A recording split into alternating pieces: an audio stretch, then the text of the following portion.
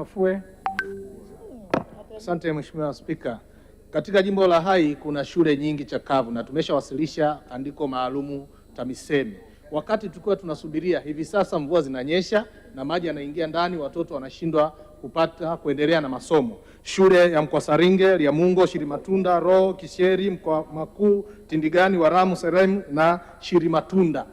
Je, serikali ina mpango gani sasa wa dharura kuhakikisha shule hizi zinafanyiwa ukarabati ili watoto waweze kuendelea na masomo?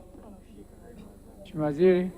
Mheshimiwa Spika, naomba kujibu swali la nyongeza la Mheshimiwa Saasisha Mafue kama ifuatavyo. Mheshimiwa Spika, kwanza nimpongeze sana Mheshimiwa mbunge kwa maana ya kwamba anafuatilia, anatubana TAMISEMI kuhakikisha kwamba tunapeleka miundombinu stahiki na kwa wakati katika shule ambazo amezitaja. Mheshimiwa Spika, jambo la kwanza, jimbo hili lina shule kongwe kwa maana ya kwamba lilipata shule miaka ya nyuma sana. Kwa hiyo wao walianza kupata miundombinu hii kwa kipindi cha miaka ya nyuma. Kwa hiyo sasa hivi umeingia katika eneo la uchakavu na ofisi ya Waziri Mkuu TAMISEMI tayari tumekwisha weka andiko, mipango mkakati kuhakikisha kwamba tunakwenda kuziboresha shule hizi ili ziweze kutoa huduma kusudiwa. Mheshimiwa mbunge, nikuhakikishie pamoja na wanajimbo la Hai kwamba tutaendelea kupeleka fedha kuhakikisha kwamba tunakamilisha miundombinu hii ya shule na iweze kutoa elimu kusudiwa. Mheshimiwa Spika, naomba kuwasilisha.